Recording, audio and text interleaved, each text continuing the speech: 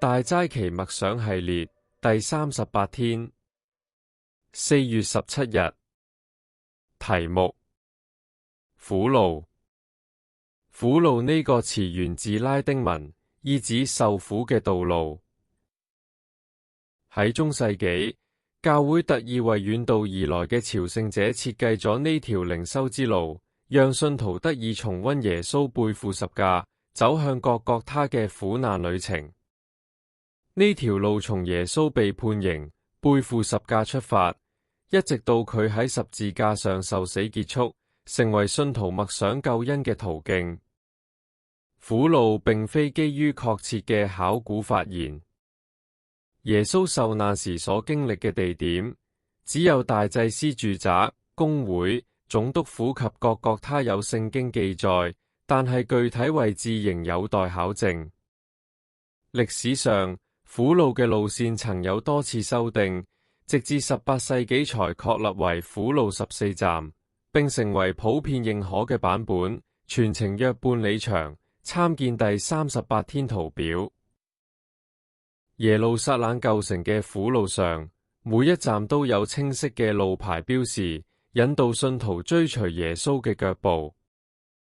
以下為苦路14站嘅名稱：耶穌受審、背負十架、首次跌倒、遇見母親、西門代勞、擦拭血汗、再次跌倒、訓勉婦女、再三跌倒、衣服被剝、忍受釘刑、垂顧至親、氣絕死亡、身軀被葬。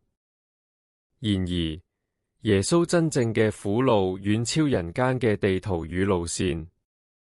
從救贖計劃開始，呢條屬天嘅苦路已然鋪開。腓立比書中基督之歌將呢條苦路描繪得淋漓盡致。他本有神的形象，與神同等，卻不認為這同等要抓住不放，反而倒空自己，取了奴僕的形象，成為人的模樣。既有人的樣子，他就自甘卑微，順服至死，甚至死在十字架上。腓立比書2章5至8節，新漢語譯本。至高嘅神竟然選擇倒空自己，從神嘅榮耀中降卑為人，最終更經歷羞辱與死亡。咁樣嘅愛令人驚嘆，咁樣嘅付出讓人動容。苦路唔單單係耶穌嘅足跡，更係佢愛世人嘅見證，跨越千古，撼動人心。反思與禱告。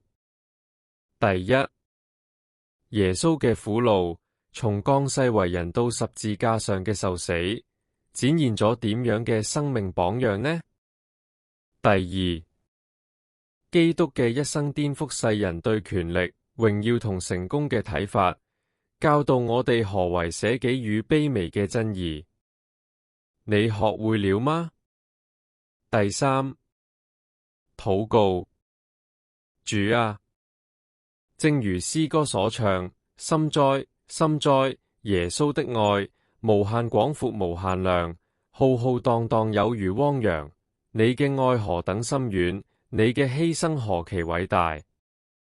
願你嘅生命印刻喺我心，使我行事為人越發像你，榮耀你嘅名。阿門。